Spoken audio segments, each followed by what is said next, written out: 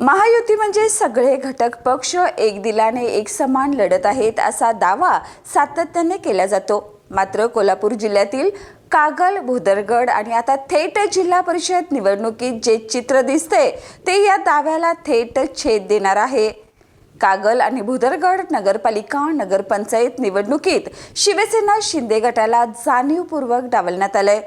तोच पॅटर्न आता जिल्हा परिषद निवडणुकीतही राबवण्यात आलाय।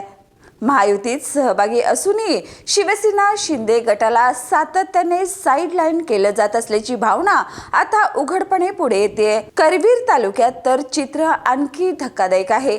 उमेदवारी अर्ज दाखल करण्याच्या अगदी शेवटच्या दिवशी भाजप आणि राष्ट्रवादी अजित पवार गटाने परस्पर युती करत थेट शिवसेनेला बाजूला सारले।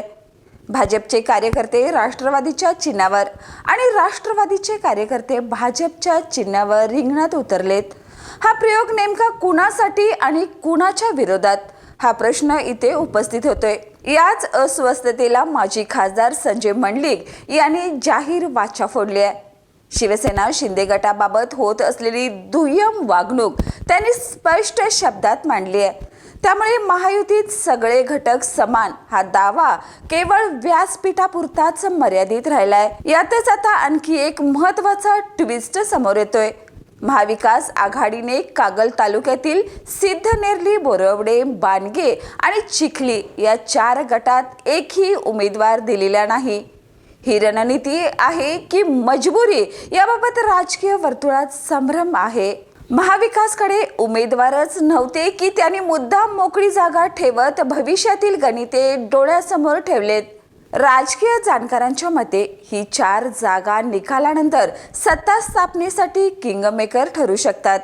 जर या ठिकाणी शिवसेना शिंदे गटाने बाजी मारली आणि महाविकास आघाडीलाही इतर भागात यश मिळालं तर सध्याचे राजकीय शत्रू उद्या एकत्र येणार नाहीत असं ठामपणे सांगता येणार नाही। जिल्हा परिषदेत स्पष्ट बहुमत कुणालाही मिळालं नाही तर पर्याय खुले ठेवणं अपरिहार्य ठरेल आणि अशा परिस्थितीत महाविकास आघाडी आणि शिवसेना शिंदे गट यांच्यात जवळीक वाढण्याची शक्यता नाकारता येत नाही।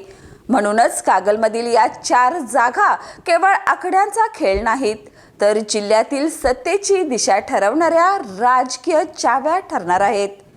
महायुतीतील 20 संवाद, महाविकासाची शांत रणनीती आणि शिवसेना शिंदे गटाची कोंडी या सगळ्याचं अंतिम उत्तर निकालानंतरच मिळणार आहे।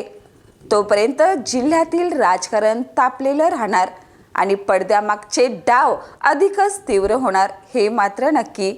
या आणि अशाच ताज्या अपडेटसाठी पाहत राहा तारा न्यूज।